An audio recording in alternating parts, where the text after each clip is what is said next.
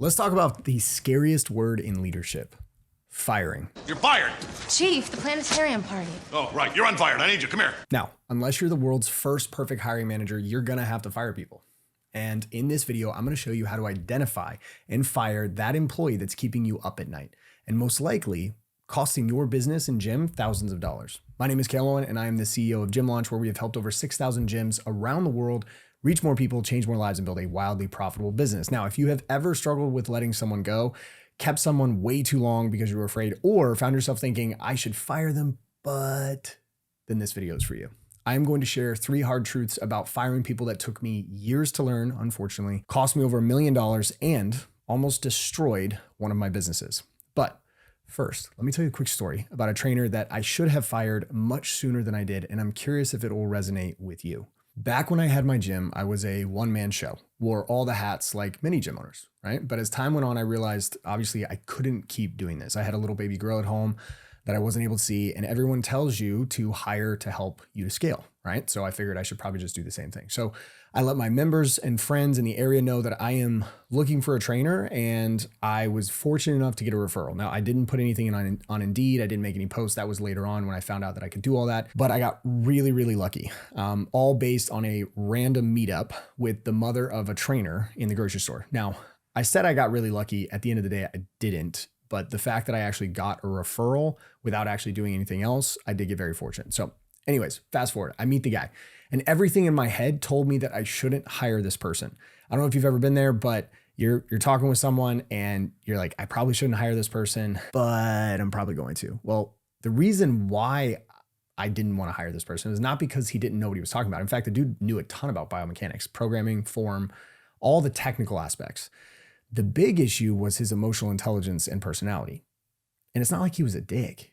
He was just boring, like low energy. But here I was feeling like I'm drowning over here in my gym, and what seems like a lifeline just shows up at my door. And being the naive and inexperienced leader that I was, I thought, you know what? Hey, I can coach him up and he's going to be great, right? I mean, worst case scenario, he at least gives me some time back, right? Wrong. So I hired this trainer. We'll call him Marcus, right? That's not his name, but we'll call him Marcus. And I throw together a quick onboarding program for him. And when I say like quick, I mean bare bones, right? It was basically, let's spend an hour and you show me how you coach. And as long as you won't hurt someone, then hey, you're good to go. So I throw him in classes, and immediately I start getting feedback within the first week. Now, it didn't start off as negative feedback. It started as questions like, hey, where did Marcus come from? Or, hey, is Marcus a full-time coach now? Or the worst one, which classes are you going to coach? If you've ever been there, we all know that people are just being nice when they ask those questions. So I pass it off, and I kind of told him that he's still in training, blah, blah, blah, all because I didn't want to face the reality of having to go back into all the classes again and have to have an uncomfortable conversation, right? Well, as you can probably imagine, Marcus's personality did not improve. Shocking, right? And worse yet, I started to notice smaller trends. Like one time he showed up late. Not a huge deal, right? We had a conversation. He apologized, blamed traffic, promised it wouldn't happen again. I believed him because I wanted to believe him, meaning I was lying to myself. So please don't do what I did. Stop lying to yourself. Then I started getting texts from clients saying he was checking his phone during sessions. When I brought it up, he had an explanation ready. He was timing their rest periods with his phone. It sounded plausible, so I gave him another chance, right? Then I noticed something interesting. The sessions he led had about 30% less attendance than when I ran them, and people were canceling at a much higher rate from his sessions rather than mine. Now, when members would leave, when I did the exit interviews, they never directly blamed Marcus, but they'd say things like, I just wasn't seeing results, or the session just didn't feel as personalized as I expected, or it's not the same. I'm going to go somewhere else, try something else, right? And here's the reality of the situation. Here's what was happening. I was watching what little revenue that I had at the time drop even more. The culture that I had built was eroding away faster than my current hairline, hence the hat. And to make it all worse, I knew that I needed to fire him, but I just didn't have the, what's the best word to say, huevos to do it, which meant I felt like a loser, which I was at the time, right? And all this was happening because I was afraid to have one uncomfortable conversation. Now, the straw that ended up breaking the proverbial camel's back came one day when I was randomly in the corner of the gym. I can't even remember what I was doing. And a prospect walked through the big roll-up door in the back of the gym. You know those big roll-up doors, right? The prospect walked in and he's kind of like looking around. And I was about to go over to the prospect, but then I figured, you know what? I'm going to see what Marcus would do. Now, what he proceeded to do was basically stay exactly where he was, about 40 feet across the gym from the person, cock his head to the side, and give this person a look that screamed like, why are you here? You shouldn't be here, right? You're not a member. That's when I knew that I had had enough and it was finally time to fire him. But did I fire him? Of course I didn't.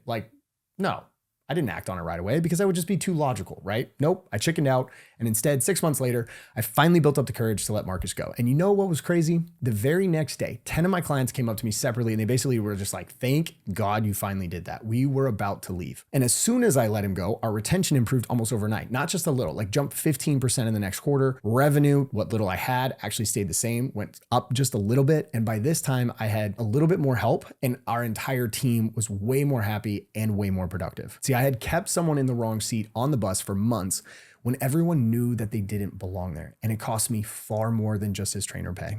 Now, I would like to say that that was my one and only lesson. And then from then on, I was the epitome of hire slow, fire fast, and a perfect hiring manager. But unfortunately, that is just not the case. I have made hiring and firing mistakes at every level of business, from trainers to salespeople to directors to executives.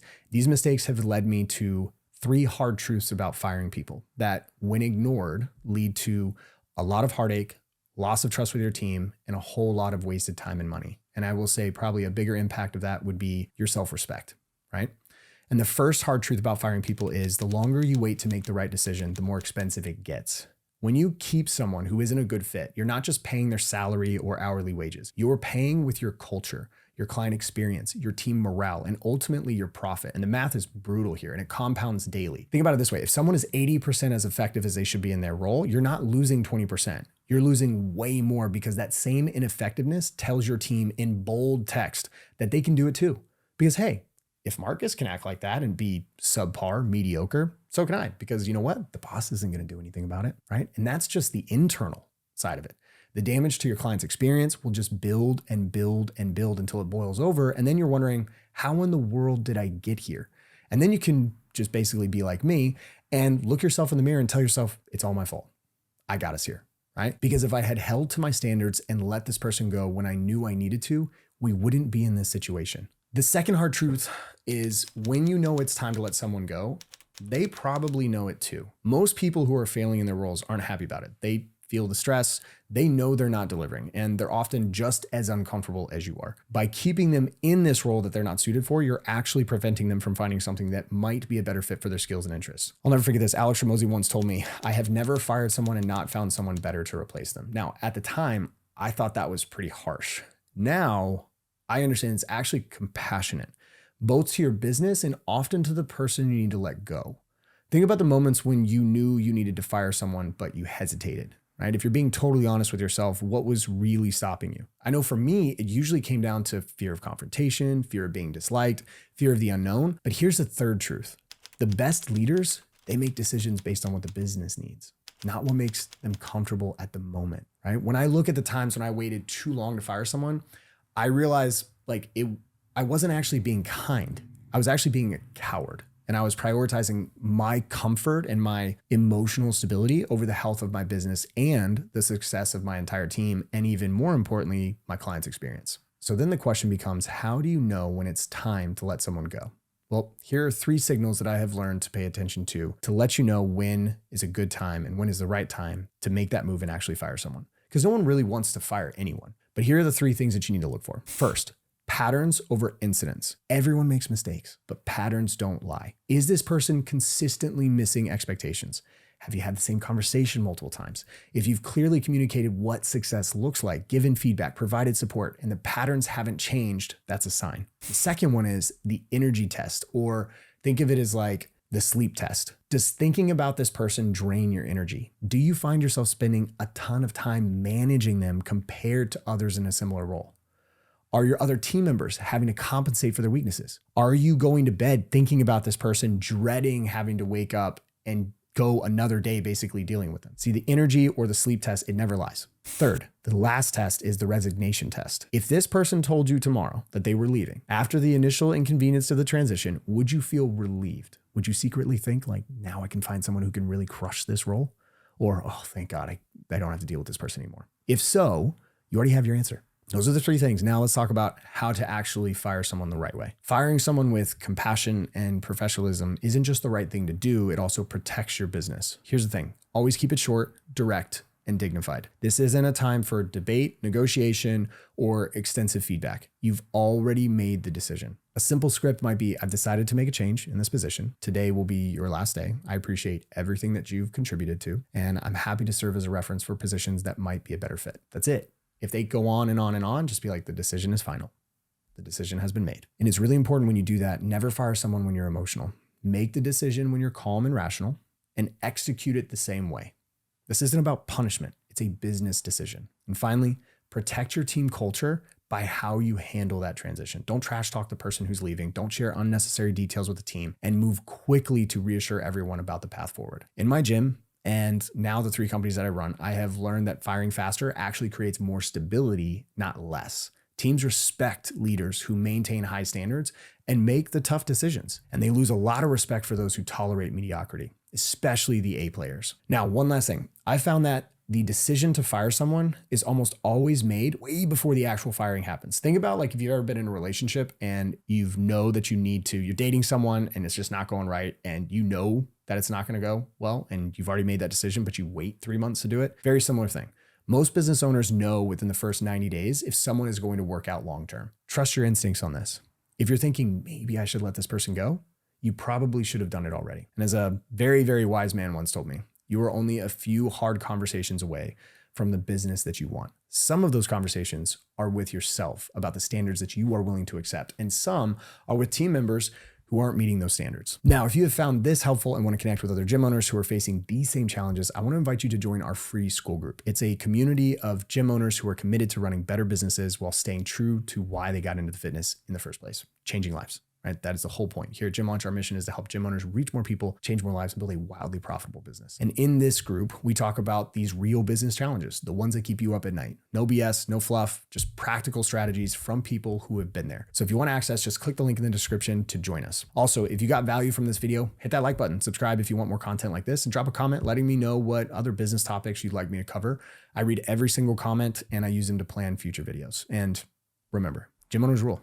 And the ones who build strong teams by making tough decisions rule even more. I'll see you in the next video.